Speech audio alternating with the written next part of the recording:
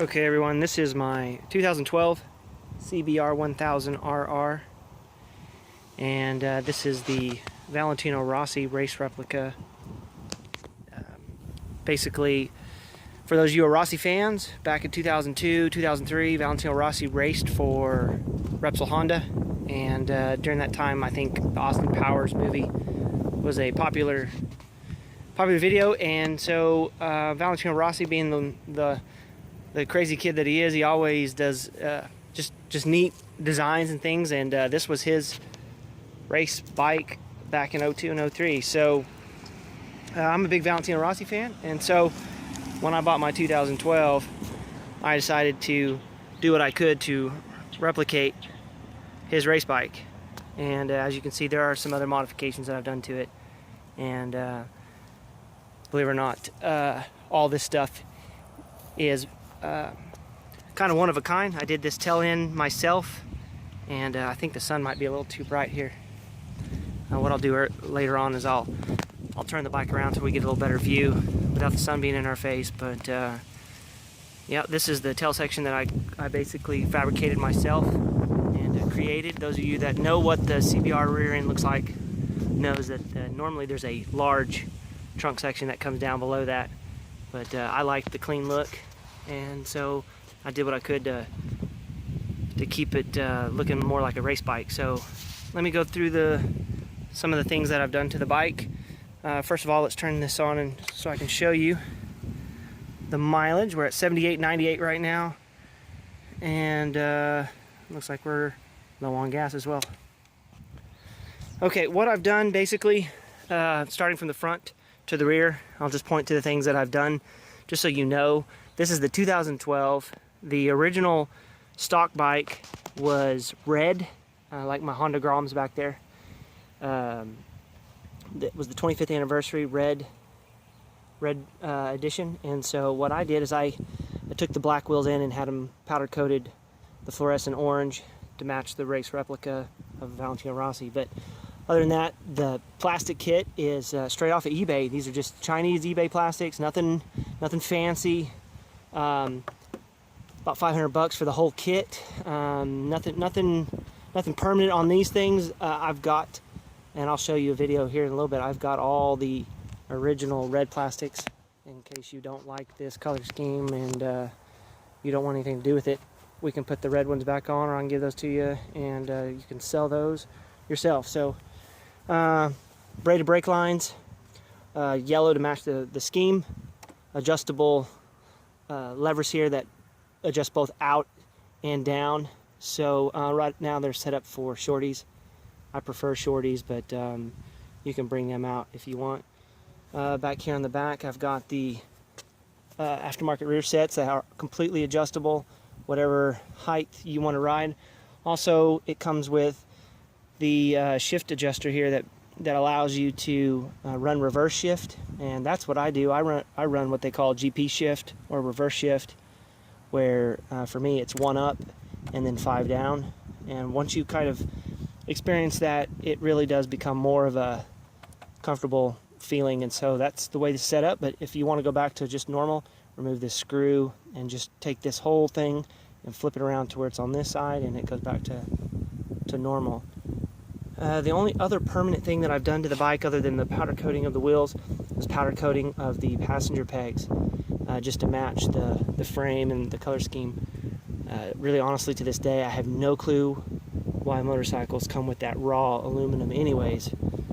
So, like on my Groms and stuff like that, you can see the aluminum rear sets. It's ridiculous. So this is powder coated.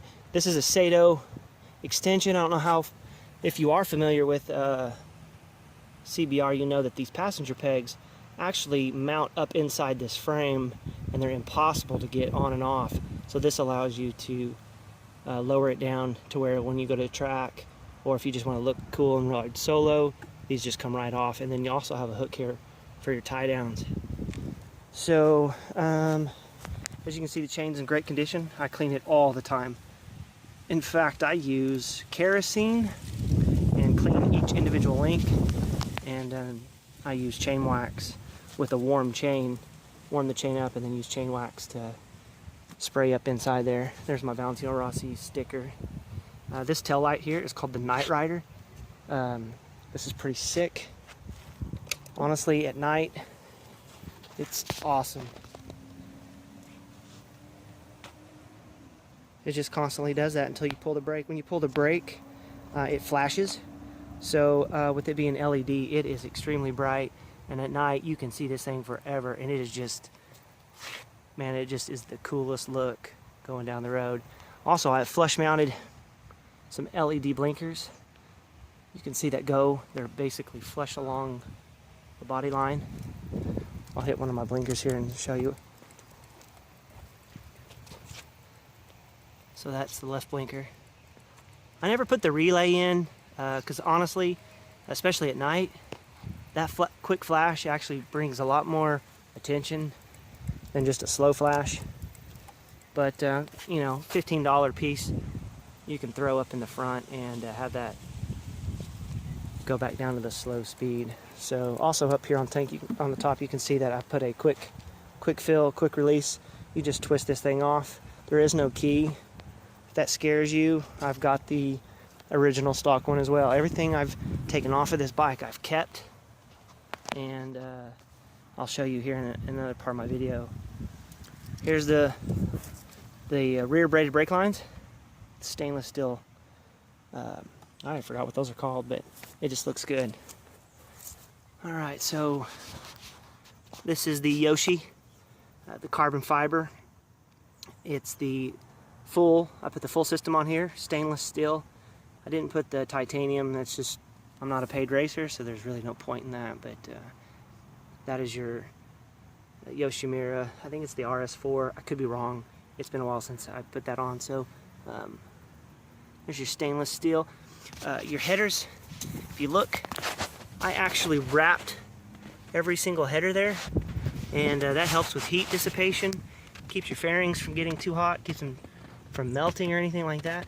Also helps with performance a little bit. I mean, I'm not going to claim, I'm not going to claim too much of an improvement, but it does help with heat.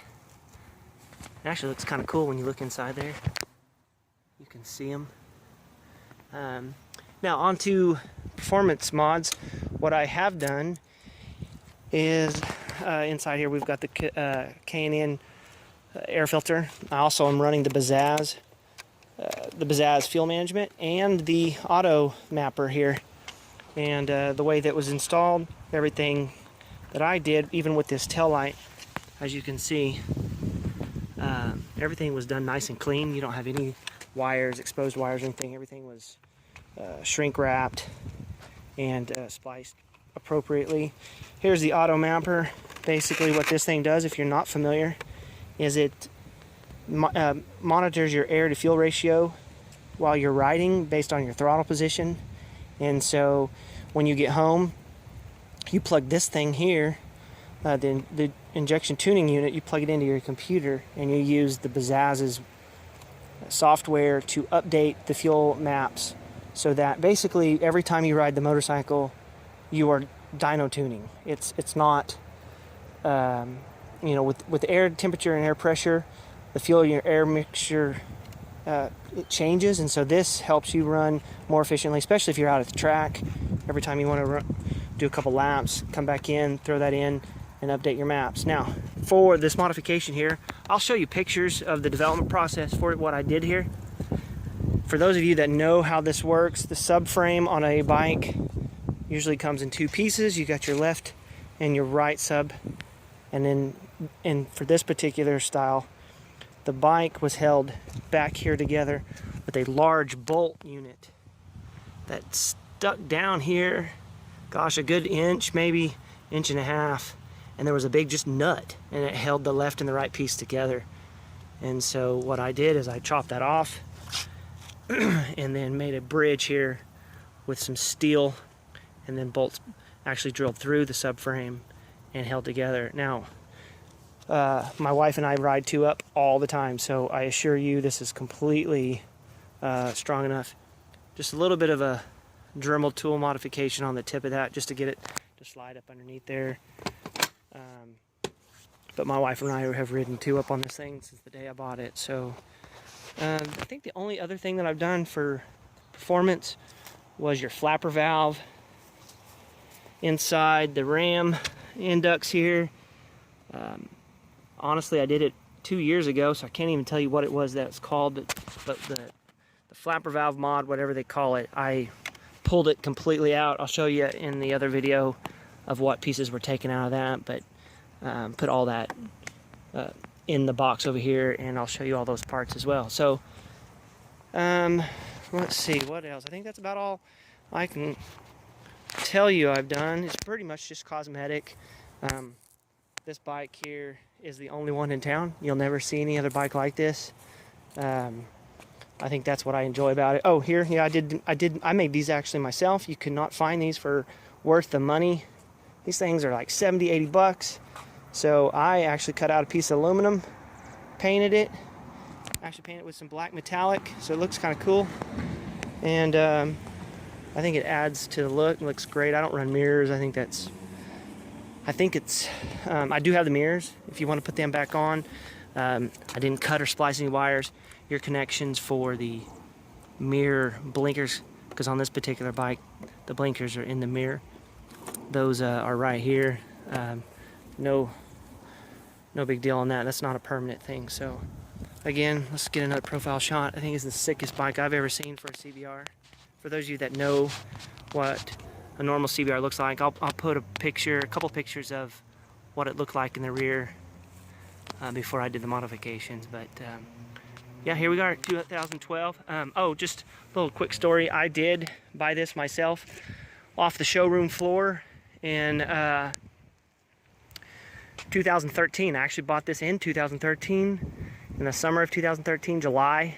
It was a 2012 when I bought it, but I got a better deal on it just because it was a year-old model, but it was sitting on the showroom floor with 0 miles. I brought it home. I loaded it up in my truck, brought it home.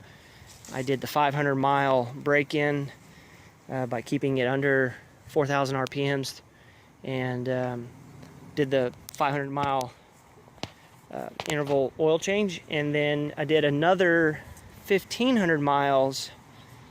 Or was it, what did I do? I rode to 1,500, so it was another 1,000 miles, and did the oil change again, and obviously with the filter change out as well, and never took it over 8,000 for that next, from 500 to 1,500, never took it over 8,000.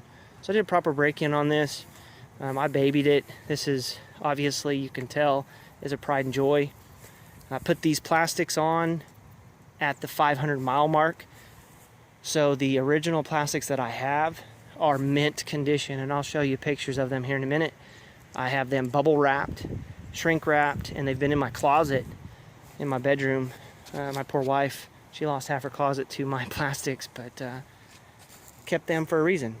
Wanted to make sure that they were in mint condition for when I ever wanted to sell this, and I had that as a selling point, because if you've ever ridden these bikes, you know that they get sandblasted at the front, they get chips, they get rock chips, and of course eventually someone's going to drop it. So all this stuff here, this was the eBay plastics, and all the mint condition OEM stuff is brand new. So only thing you do is just get your wheels powder coated black again if you wanted. But man, I'm proud of this bike, but getting to the point in life where I think it's time to get a Harley. So I'm gonna sell this beast and get me a Harley.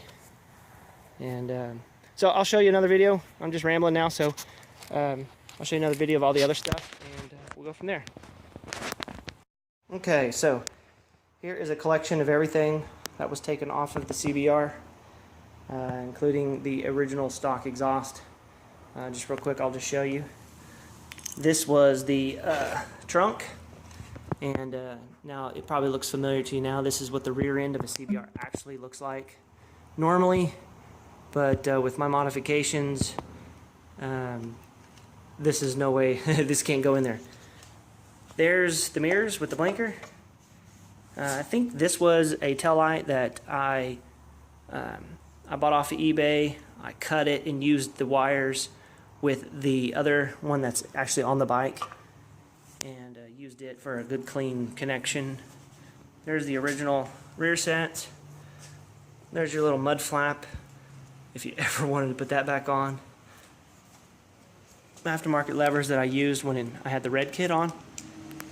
In fact, I had red brake lines, braided brake lines over there as well, that I put on when I had the red plastic kit. Let's see. Strap that goes across that back seat. It just looks cleaner to me without the strap on. The box that the Bazzaz came in. All the bolts and wirings for the original brake lines are here. Silencer for the exhaust if you want to go quieter, and then other various bolts and parts that came off. Here's the stock exhaust. You know, honestly, itself you could probably sell and make some money if you wanted to, but there you go. There, I'll include some pictures in the video of the actual process that I went through with the fabrication of the rear, and I took tons of pictures while I was working on it because it was just, like I said, pride and joy, and you know, that's why I like this. And of course, Rossi. Okay, so like I said, I have all the OEM stock plastic pieces all saran wrapped, straight off the bike. We wrapped them and put them in the closet so they haven't been in the sun. Absolutely just clean and pristine. 500 miles on these. Here is the underpan, or whatever they call that, the belly pan, and you can see how it is clean. And I don't have it wrapped because it doesn't really show any scratches or anything from stacking. We got our left fairing side here with all the trim pieces that go in it. I'll show you the back side. Yeah, these are all the trim pieces. So the ones that are on the bike right now are all just the cheap Chinese ones. And here's obviously the original rear seat, and with that trunk kit that comes on it. This is the piece that's missing, I believe, when that tail section is installed in the original way. If I can remember. Gee, I don't even remember. Anyway, that's what all this is. And then of course the yellow one I never installed because of my modification. These are side pieces. Here's the gas tank. This will show you what the actual gas tank looks like. I think right here you can't see, but right here there's a label that says the 25th year anniversary. So all the hardware is still here installed. And okay, so that's the OEM plastic kit. Brand new, great condition.